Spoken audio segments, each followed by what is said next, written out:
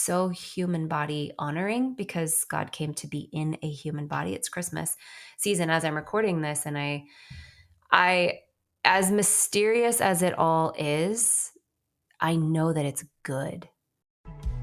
If you are looking to move forward in your life towards your authentic dreams without sacrificing your emotional health, your nervous system, your relationships, or your spiritual health, well, you are in good company. I'm so glad you're here. I'm Courtney Lancaster, and this is a safe space for Christian creatives. This is the Heal Create podcast.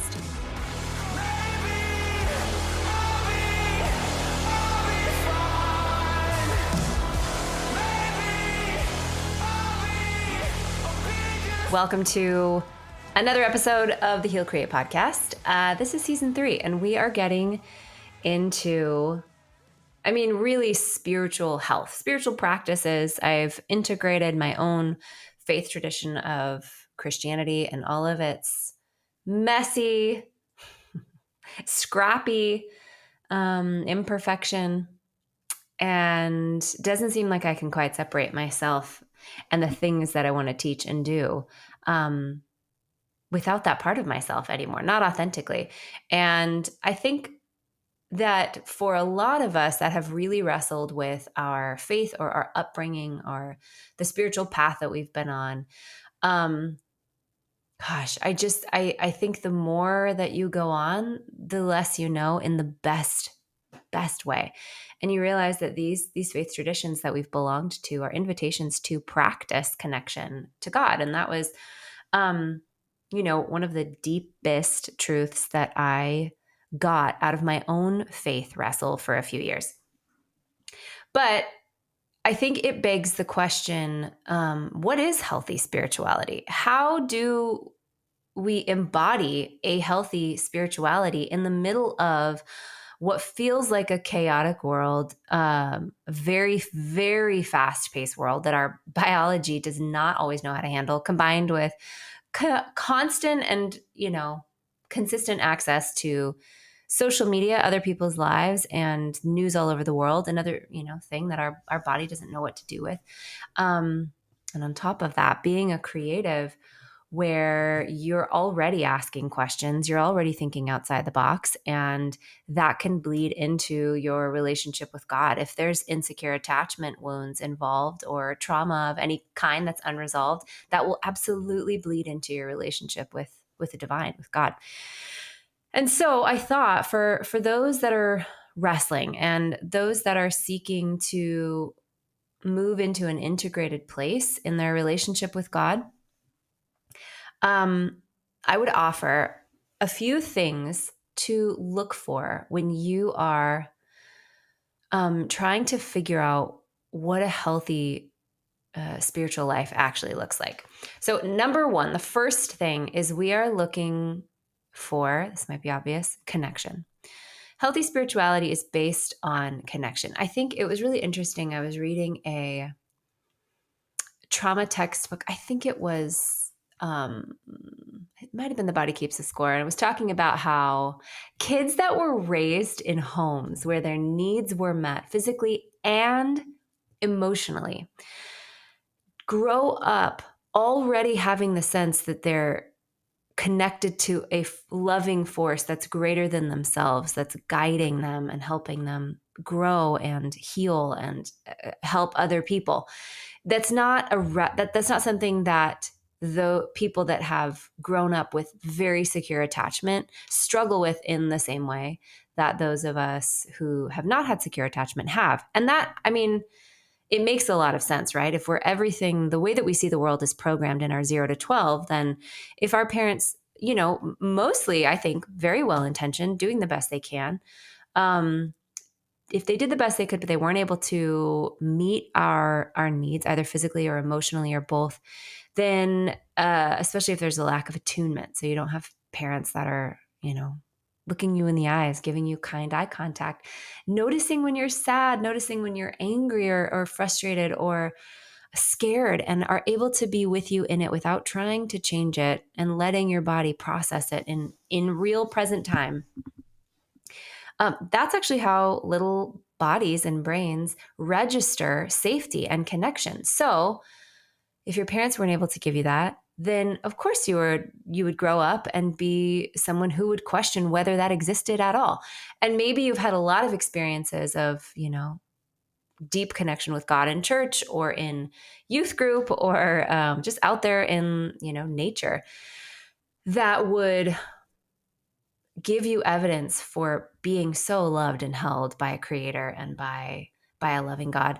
If you still have those young parts of you that are questioning, whether or not that exists because they had needs that were missed of theirs, then what's going to happen is that you will wrestle with God.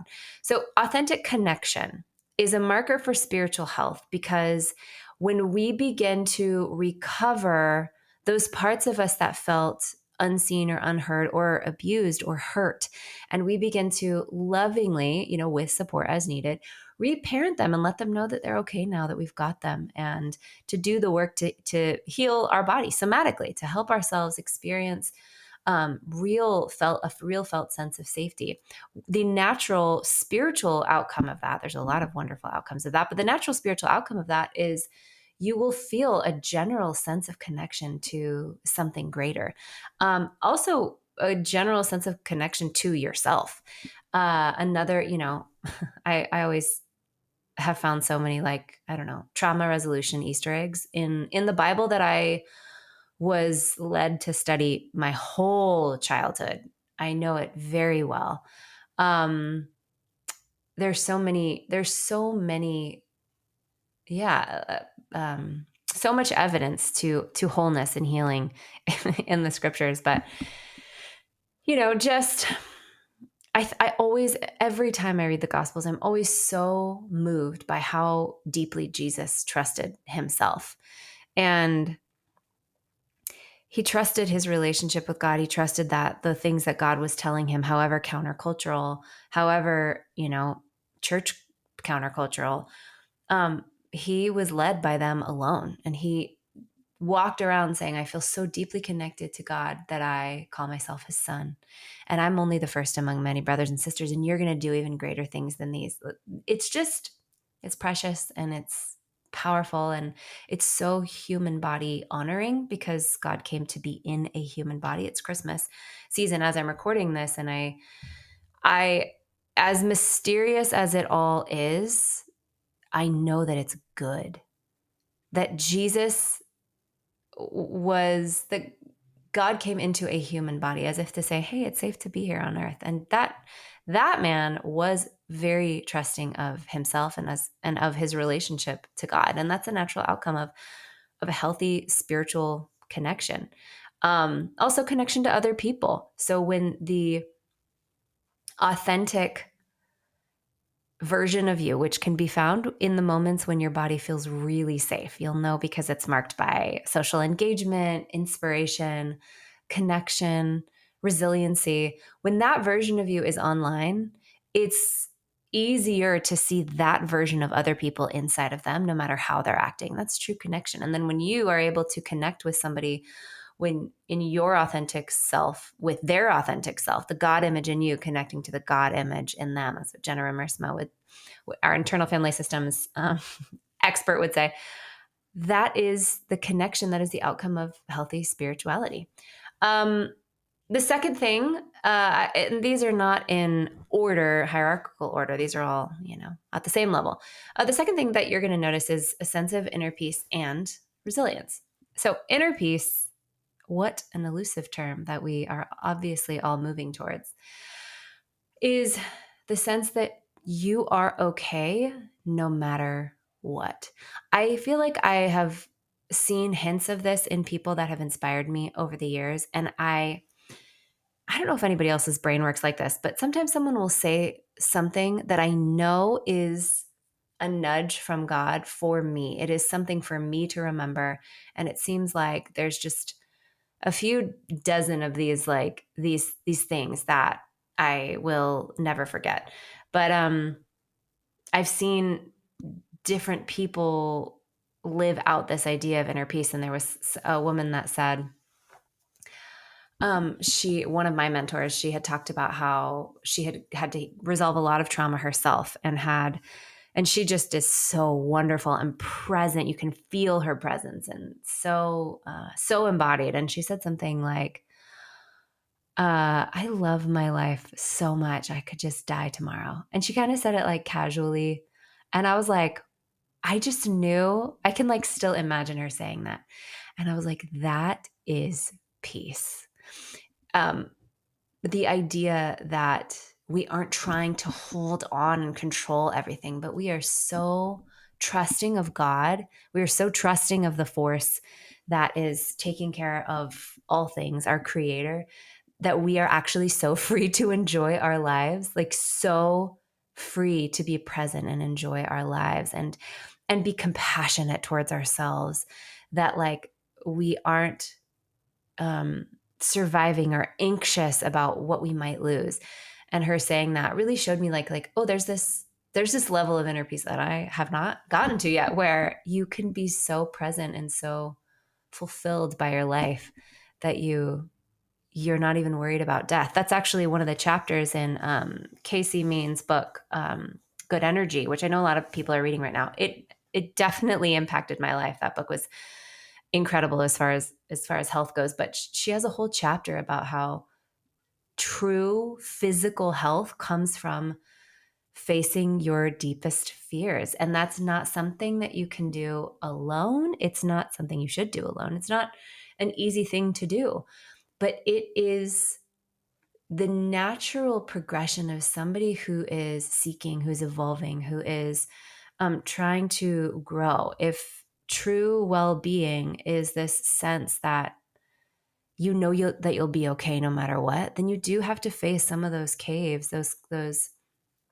corners of your heart that feel like, oh my gosh, I would die if that ever happened, or I wouldn't survive, or I wouldn't make it. And what I have found for myself, because I've done a lot of, well, shadow work really this year, ton.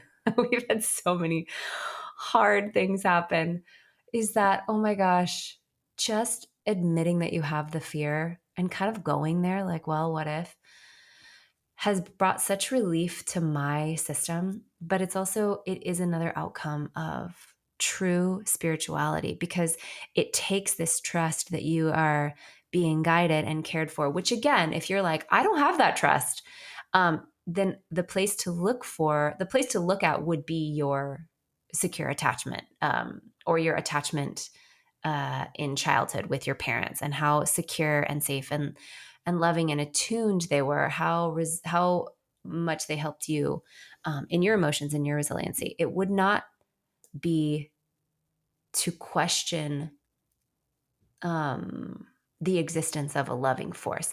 And that is, I think, an existential crisis is kind of part of the creative path, right? Like so many of us have faced that dark night of the soul. So it's not like you shouldn't. I just wish I could shortcut you to realize that that is an inner child wound, and not the outcome and the natural outcome and state and belief of a person who is integrated, who's learned to love all the parts of themselves and has learned to face their fears. And I'm not saying that you have to believe in God in the same way that I do at all, but the sense that you are connected and loved by something greater is true spiritual health that comes actually from a regulated nervous system and comes from healing childhood wounds. um Inner peace also kind of is the thing that allows us to process emotions without becoming overwhelmed. And what we're really talking about is strengthening the inner core of you. The Bible calls it your spirit seated in heavenly places. Carl Jung calls it the God archetype, the the version of you, the core of you that is always connected to the Holy Spirit, that is always connected to the guidance, the presence of God. That version of you is indestructible and always, always, always there. Sometimes it gets really covered up if we're in healing journeys, or it feels like it's been a long time since we've lived from that place. But the truth is, Richard Schwartz, the creator of internal family systems, the reason why he created this healing modality, when he was developing this idea that we all have different parts of ourselves that show up at different times, he found that in every single person he's ever worked with, they have access to this part of them that is already whole and loving and compassionate. Physicists can't explain it. Science has all but proven it that there is something within us calling us to wholeness, especially when you think about the fact that your brain is 100% in the past. If your brain is 100% in the past, that means every reaction that you have, every emotional response that you have is because of something that you've already experienced that this present moment is reminding you of, your brain and body of. So if that's true, well, then what is the thing that's calling us forward into healing and growth, that asks us to wake up and take another step? That, I hope, would be the proof, or at least something to be curious about, um, when it comes to settling on the belief that there's more to this life than what we see, and that we are deeply held and created. That kind of um, ability to access our true, authentic, loving self that's always connected to God, that is what inner peace and resiliency are. The last thing, the last outcome of true spiritual health is purpose and alignment and clarity. So basically, when we talk about, I kind of just talked about this, but um, being connected to that spirit seated in heavenly places, psychology calls it the seat of the self, your true, authentic self. This is the you that is not covered up by programming or other people's expectations or unresolved abuse or trauma or bullying or shaming of any kind. It is free from shame. This is your authentic self. And it is the part of you that is connected to what lights you up. And I think what's a real shame in my particular faith tradition, I would not call myself a conservative evangelical Christian now. I would call myself a Christian, but in conservative evangelicalism, there is such a fear. Well, first of all, a fear of trusting yourself. There is a fear of being led astray. And the thing about that is that the mental gymnastics that Christian kids have to go through, I know I've used that term before, that Christian kids usually have to go to just to figure out like their preferences, like their basic preferences, because they've been taught so much that they are bad and they can't trust themselves, is really a bummer. And it is what contributes, at least in my practice and with the people that I help, it contributes to total confusion and guilt about even moving towards the things that light you up, the things that are exciting, that you might want to build, that you might want to create. And this is just such a huge passion of mine. It always has been, to empower people to really connect to their authenticity, to their authentic selves, to their true passions and desires, because I do deeply believe that they were given to you by the creator, and that your dreams coming true is the plan for this continued expansion and growth and healing of the world that we're living in. And I so deeply believe that obviously it's my mission and my goal to help empower people to move towards what lights them up. But you need to know that what lights you up will lead you home. You need to know that those things that are at the core of yourself, those little moments when you do feel safe, you do feel inspired, you do feel lit up. Pay attention to the clues that come from that place.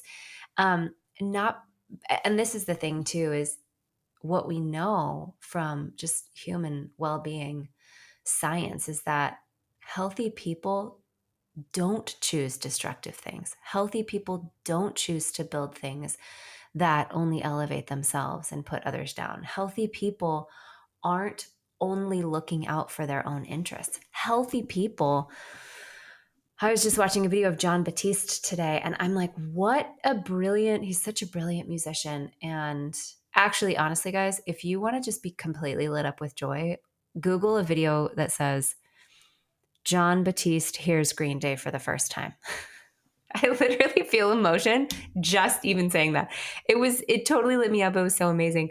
But the thing is, he, you can just tell if you watch him, you can just tell that he trusted the guiding light of his absolute desire. He is a person he's so humble and he's so connected to himself, and he is moving towards continually his skill that he's passionate about for just such a deeper spiritual purpose. And that is what I would hope for all of you. It's also an outcome of a healthy relationship to God, period. Healthy spirituality includes a connection to your purpose, a deep trust in self, and engagement in practices and activities that nurture that part of you, your spirit. Um, so, you know, on a practical level, like spending the daily time, whether it's journaling or meditating or exercising or learning more about your skill, that is all included in this daily and this lifestyle, really, of moving forward towards the purpose that God planted inside of you. So I'm not sure if that helped you understand what healthy spirituality is. What you didn't hear me give you was theology, and I will say that there are a lot of places for that if that is something that is important to you to really learn about. I am looking at things from a trauma-informed perspective and also from an empowerment perspective based on the science and research of healthy human development and well-being. And I happen to be a Christian who has gone on the journey of really wrestling with my faith and spirituality. So I hope that this encouraged you.